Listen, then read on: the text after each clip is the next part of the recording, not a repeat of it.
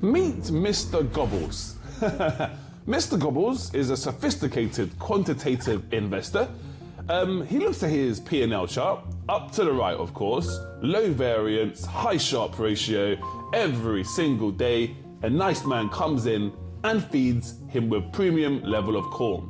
Mr. Gobbles, obviously being a self-respected trader, has back-tested his data. He has run the Monte Carlo simulation and he has concluded with statistical significance that this man who feeds him every single day absolutely loves him. The environment is stable and the corn bubble will last forever. That's what Mr. Bubble believes, and why wouldn't he, right?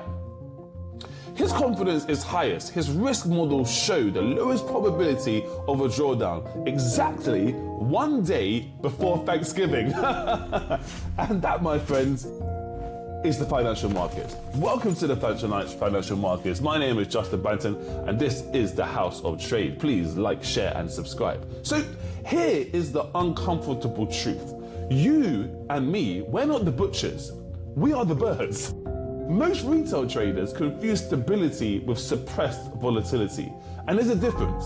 You look at the VIX trading at like 12 and you think, the water's super calm, but you are confusing a bridge that is strong with a bridge that is rigid. A bridge that doesn't bend in the wind is fantastic. Right up until the moment that it actually snaps in the gale force winds, right? So today we're going to be discussing the autopsy of the market. We aren't just talking about, like prosaic crashes or corrections. We are talking about market fragility. We are going to be discussing the invisible, the mechanical force, the dark matter of the market structure that turns a healthy 2% pullback into a 20% cascading, apocalyptic, Armageddon-esque liquidation event. And it's a force in this universe like gravity, but we're calling it gamma. And it's a very real force. And it's the reason why the next crash won't be over 6 months, it will happen over 6 hours. And it will be the most gut-wrenching form of drawdown in your portfolio. So let's explain this complex idea with a narrative. We're gonna use Timmy versus the dealer. Hey, stocks only go up. I just bought 0 DTE calls on the SPY, said Timmy. Delta is 20, leverage is 100. I'm literally printing free money. The technicals look bullish, man. Timmy, says the market maker. Listen to me. You didn't buy a stock, my good old boy. You bought a derivative. You bought the right for me, the dealer, to sell you the stock. Do you know who sold you that right? That right of a derivative? I don't know, some bear? Who cares? It's a gamma squeeze and I'm printing money. Well, I sold it to you, Timmy, says the dealer. Me, the dealer. And because I sold it to you, I am now short volatility. If the market goes up, I'm going to lose money. And unlike you, Timmy, I have a risk manager who will fire me if I lose money. So you know what I have to do now, right? I don't know, says Timmy. Cry about it, go somewhere else and manage some risk more effectively? No, says the market maker. I now, Timmy, have the delta hedge the exposure. And since you, Timmy, bought a call, I, the dealer, have to buy the underlying stock to stay neutral. So if the market goes up more, my gamma increases. That means my delta changes faster. I have to buy even more stock at higher prices, and I am forced to chase this rally, my dear friend Timmy. See, I told you, says Timmy. My buying makes the price go up. I am the captain now. I am the genius. It's GameStop all over again. We're going to make the citadels of the world pay for this. Well, Timmy, that's quaint. For now, maybe you're right. But what happens if the market drops just 1%, Timmy? What happens then? Are you still the captain of the ship? Of course, says Timmy. I'm going to buy the dip. Diamond hands, obviously. Diamond hands. I'm here for the long term. I'm a hodler. Nothing's going to go wrong here. Well, the math is going to change at that point, says the market maker to Timmy. If the market drops, my delta flips. Suddenly, I don't need to hold all of this stock I bought to hedge your silly call. I have to sell it instantly. And not just me, Timmy, but every algorithm, every bank, Every volatility control fund has to sell at the exact same price level. We aren't selling because we're scared, Timmy. We are selling because you forced us to leverage up. And now the Greeks, no, not those philosophers, the other Greeks, the rhos, the thetas, the deltas, they say we have to dump it to stay delta neutral. But wait, says Timmy, if you sell it all at once, who's going to buy it? Who's going to buy my bags if everyone's selling or all of the algos are selling? Exactly, my dear boy. Now you are understanding, says the market maker. And this is the narrative and how it goes back and forth in terms of how retail trades and how the market makers have to hedge their books. It's not that they're after you, it's just that they have to be delta neutral and they have to control certain risk parameters. Because at the end of the day, liquidity is actually a big lie. I know my skit was kind of funny, I guess, but it describes the nightmare scenario for the Federal Reserve. It brings us to the first pillar of the fragility I want to talk about, and that is the illusion of liquidity. In a normal, healthy market, you have the heterogeneous opinions. The bulls buy, the bears sell, there's idiosyncrasies, they disagree on price, but hey, that's what makes a market, right? That disagreement creates the depth in the order book. But in a gamma-driven market, the biggest players, the market makers and the dealers, do not have an opinion. They're agnostic. They are delta neutral. They don't care if Apple goes to 200 or to 100. They only care about balancing their book. And therefore, by virtue of that logic, they don't care what happens to you, obviously. So when the retail herd piles into options, we force the dealers into a corner. If the dealers are short gamma, meaning they sold you the options, they become accelerants, like gasoline on the fire. So if the market goes up, they must buy, fueling the melt up even further. If the market goes down, they must sell, fueling the meltdown. And then it just revolves in this conflagration, this cascade. It creates a feedback loop, a reflexive doom loop, and it happens over and over again, especially with zero DTE options, okay? And here is the pattern interrupt for everyone who's talking about buy and hold and the zealots, right? Passive investing is making this even worse, right? So if you're a zealot talking about buy and hold, passive investing is actually contributing to the entire problem. You're not isolated from this issue because when 50% of the market is in passive ETFs like Vanguards or BlackRocks, those shares are effectively lobotomized. They're dead weight. They don't trade based on valuation. They just sit there on the book. That means the active float, which is the shares that actually move around to determine the price, is ever shrinking. It's getting smaller and smaller. We are trading in a swimming pool that is slowly being drained of water. It looks fine on the surface, sure, until you try to dive into it and you actually hit the concrete, right? And then it all falls apart because there is volatility in this market. And hey, we need volatility to make money, right? But it changes when the volatility has to be like laundered or passed around. So let's go a little bit deeper and let's talk about the real drug of Wall Street, which is zero DTEs, 0 days to expiry options. And if you're enjoying my video, please give me a like, a share and a subscribe. So since 2022, something broke in the market structure. The volume of options that expires in less than 24 hours has exploded, and it now accounts for an unbelievable amount, which is like half of all of the S&P 500 options volumes. 0 DTEs, half of the options volumes. Why is this knowledge so important and almost forbidden? Well, it's because it allows institutions to suppress volatility artificially, and it's called the volatility laundry. Well, it's not called that, but I call it that because I like to visualize it in that way, right?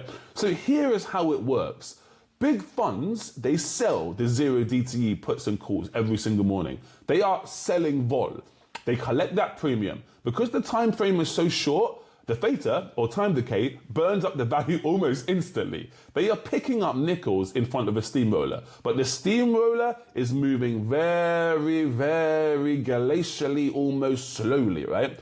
And to keep collecting that free money, they need the market to stay calm. So they trade against volatility. They pin the market. So The best way to explain this is, when you've watched the markets, have you ever noticed how the S&P 500 barely moves all day? Just chops in a tight 10-point range, and then all of a sudden, it suddenly rips or dips in the last 15 minutes of trading. Well, that is the gamma pin loosening. The market is being held underwater by a beach ball. It looks calm on the surface, but the pressure underneath it is building. And if a catalyst, like a war headline, a hot CPI print, a bank failure, Powell saying something bombastic, Trump saying something even more bombastic, if that's strong enough to break that pin, well, the beach ball doesn't just float up, it rockets all the way up. And that's why in the last 15 minutes, things get so mad, because the volatility can't be suppressed forever, especially when those zero DTEs come to expiration, right?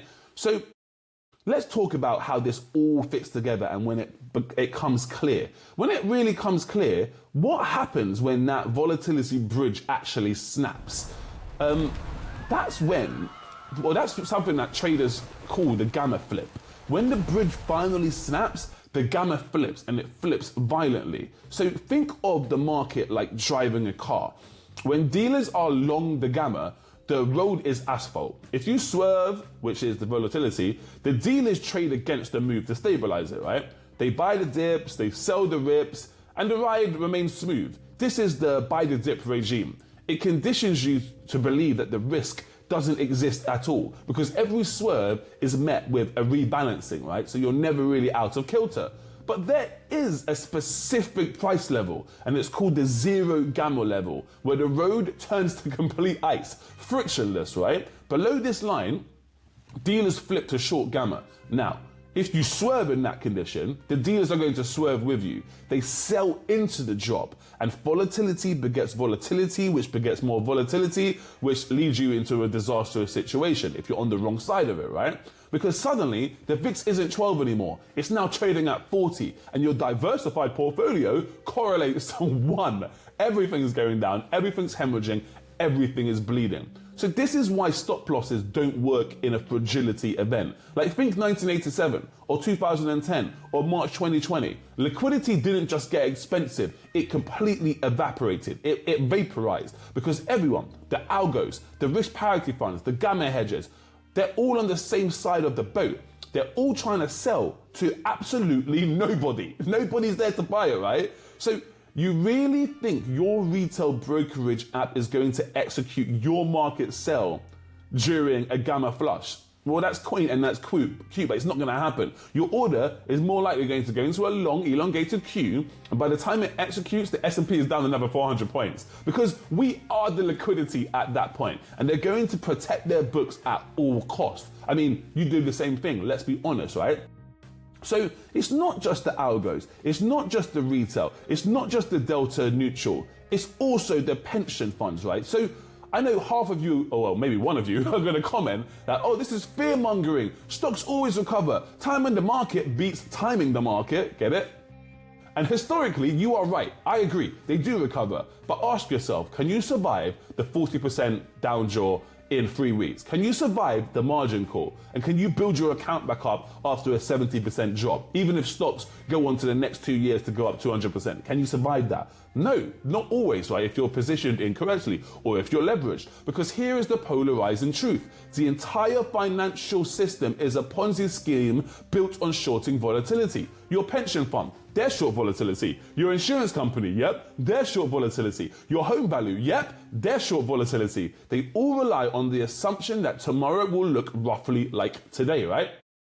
But gamma is the change of physics in that scenario. And physics doesn't care about your retirement date, unfortunately. I mean, it would be great if it did, but it really doesn't, right? Because in the market, it's not just about risk management. It's also about understanding the convexity of risk. So what do you do in this situation? How do you not become Mr. Gobbles? How do you not become the turkey? And how do you not succumb to the unfleeting charm of the market dealer and the maker, right? You have to understand convexity. Most investors have concave payoffs. They make small, steady gains, eating corn, but they face a massive potential loss, which is the butcher.